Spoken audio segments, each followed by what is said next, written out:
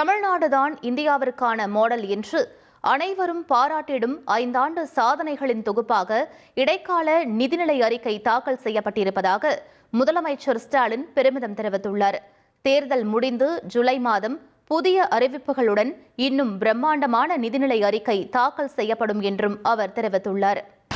நியூசிலாந்தின் தெற்கு தீவில் கனமழை கொட்டி தீர்த்த நிலையில் வெள்ள எச்சரிக்கை விடுக்கப்பட்டுள்ளது.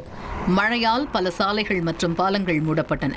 பாங்ஸ் தீபகற்ப பகுதியில் வெள்ளம் மற்றும் மண் சரிவு காரணமாக அவசர நிலை அறிவிக்கப்பட்டுள்ளது. சில பகுதிகளில் மின்சாரம் மற்றும் தகவல் தொடர்பு துண்டிக்கப்பட்டுள்ளது. ஆறுகள் வேகமாக நிரம்பும் அபாயமும் நிலச்சரிவு ஏற்படும் சாத்தியமும் இருப்பதாக எச்சரிக்கப்பட்டுள்ளது.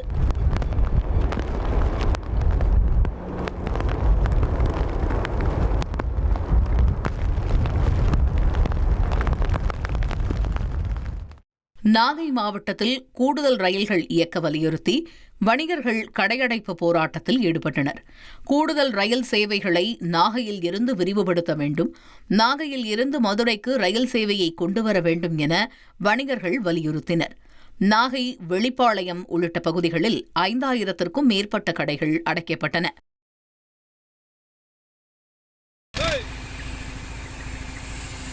சாத்தான்குளத்தில் கருமேனி ஆற்றில் டெட்டனேட்டர் வைத்து பாறைகளை தகர்க்கும் பணி தற்காலிகமாக நிறுத்தப்பட்டுள்ளது. தூத்துக்குடி மாவட்டம் சாத்தான்குளம் கருமேனி ஆற்றின் நடுவே டெட்டனேட்டர் வைத்து பாறைகள் தகர்க்கப்பட்டதாக சர்ச்சை எழுந்தது. கடந்த சில நாட்களாக வெடி சத்தத்தால் வீடுகள் அதிர்ந்ததாக அப்பகுதியினர் குற்றம் சாட்டினர். ஆய்வு நடத்திய வட்டாட்சியர் உரிய ஆவணங்கள் சமர்ப்பிக்கும் வரை பணிகளை தொடரக்கூடாது என்று உத்தரவிட்டதால் பணி தற்காலிகமாக நிறுத்தப்பட்டது. கிருஷ்ணகிரி மாவட்டம் ஊத்தங்கரை அருகே உள்ள சிவம்பட்டி பூங்காவனத்தம்மன் கோவிலில் மயான கொள்ளை சூறையாடு நிகழ்ச்சி விமர்சையாக நடைபெற்றது. வாயில் மனித எலும்புகளுடன் ஏராளமான பெண்கள் சாமியாடினர். ஏராளமான பக்தர்கள் பூசாரிகளிடம் இருந்து சாட்டை அடியை பெற்றனர்.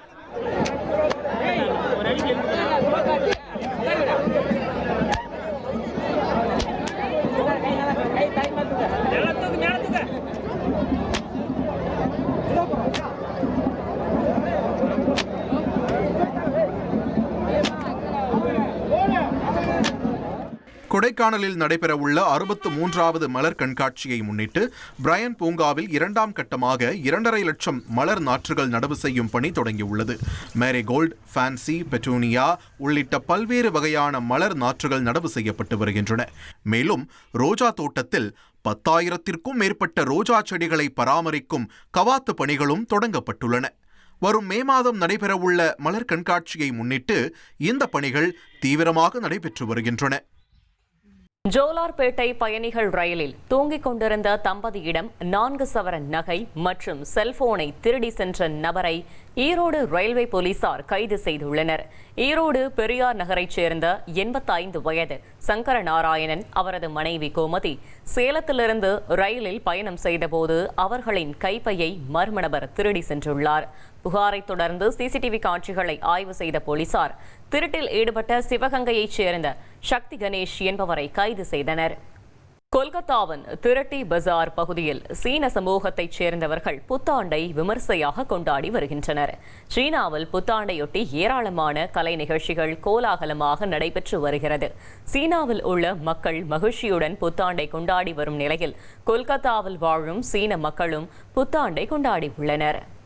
அமெரிக்காவின் நியூயார்க் நகரில் உள்ள சைனா டவுன் பகுதியில் சீன புத்தாண்டு கோலாகலமாக கொண்டாடப்பட்டது.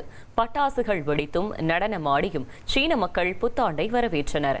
சீன பாரம்பரியப்படி பட்டாசுகள் தீய சக்திகளை விரட்டி நல்ல அதிர்ஷ்டத்தை தரும் என நம்பப்படுகிறது.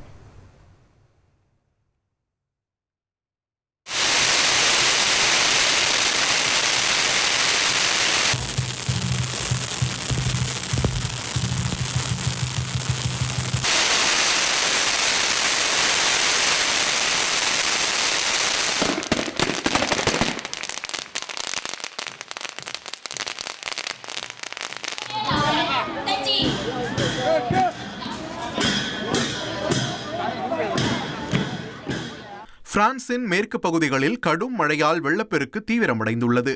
நில்ஸ் புயலால் கடந்த வாரம் முதல் கனமழை கொட்டி தீர்த்து வரும் நிலையில் ஆறுகளில் வெள்ளம் கரைபுரண்டோடுகிறது.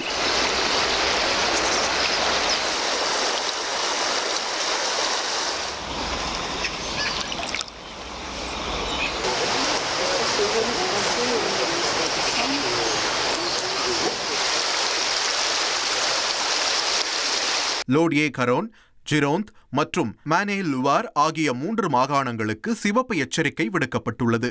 ஜிரோந்த் மாகாணத்தின் பல நகரங்கள் நீரில் மூழ்கியுள்ளன. மீட்பு மற்றும் நிவாரணப் பணிகள் தொடர்ந்து நடைபெற்று வருகின்றன.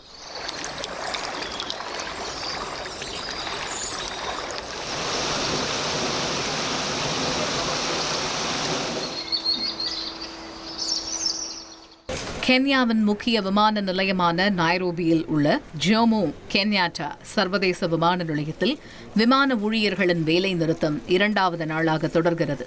இதனால் நூற்றுக்கணக்கான பயணிகள் கடுமையாக பாதிக்கப்பட்டுள்ளனர். கூட்டு ஒப்பந்தம் தொடர்பான பிரச்சினையால் கென்ய விமான பணியாளர் சங்கம் இந்த வேலை நிறுத்தத்தை தொடங்கியுள்ளது. நீதிமன்ற தடை இருந்தபோதிலும் போராட்டம் தொடர்கிறது. பிரச்சினையை தீர்க்க பேச்சுவார்த்தை நடத்த அரசு முயற்சி மேற்கொண்டுள்ளது. திருவாரூரில் லாரி உரிமையாளர்கள் வேலை நிறுத்தத்தால் கொள்முதல் நிலையங்களில் நெல் மூட்டைகள் தேக்கமடைந்துள்ளன. எஃப்சி காரணமாக உயர்வை கண்டித்து திருவாரூரில் 3000க்கும் மேற்பட்ட லாரி உரிமையாளர்கள் வேலை நிறுத்தத்தில் ஈடுபட்டுள்ளனர். இதனால் அரசு நேரடி நெல் கொள்முதல் நிலையங்களிலிருந்து நெல் மூட்டைகள் எடுத்துச் செல்லும் பணிகள் பாதிக்கப்பட்டு 3 லட்சம் நெல் மூட்டைகள் தேங்கியுள்ளன. இதனால் விவசாயிகள் அவதியடைந்துள்ளனர். கார் சர்வீஸ் குறைபாடு தொடர்பான வழக்கில் நுகர்வோருக்கு இழப்பீடு வழங்க ஆணையம் உத்தரவிட்டுள்ளது.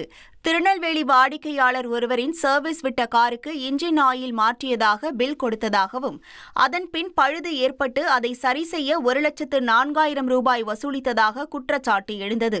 நுகர்வோர் ஆணையத்தில் வழக்கு தொடரப்பட்ட நிலையில் தொகையை திருப்பி வழங்கவும் 1,39,000 ரூபாய் இழப்பீடு வழங்கவும் இலவசமாக பழுது பார்த்து தரவும் சர்வீஸ் நிறுவனத்திற்கு ஆணையம் உத்தரவிட்டுள்ளது.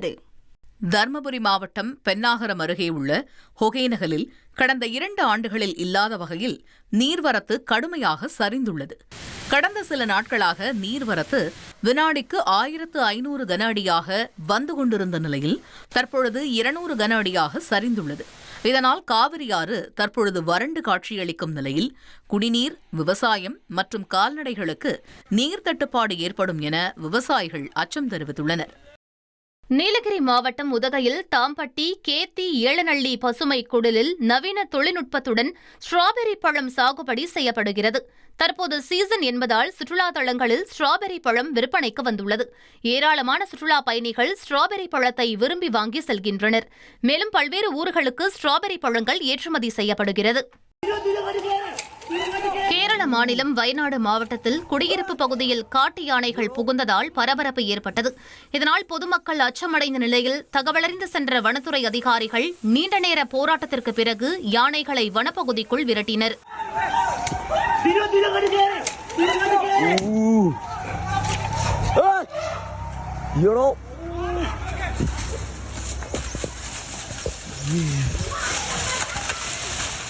டெல்லியில் காற்று மாசுபாடு அதிகரித்து வருவதாக மத்திய மாசு கட்டுப்பாட்டு வாரியம் தெரிவித்துள்ளது. டெல்லி இந்தியா கேட் மற்றும் கருதவிய பாதை சுற்றுவட்டார பகுதிகளில் காற்று தர குறியீடு 235 பதிவாகியுள்ளது. இது மோசமான நிலை என்று மத்திய மாசு கட்டுப்பாட்டு வாரியம் தெரிவித்துள்ளது. மேலும் அடுத்த 2 நாட்களுக்கு இந்த நிலை தொடரும் என்றும் எச்சரித்துள்ளது.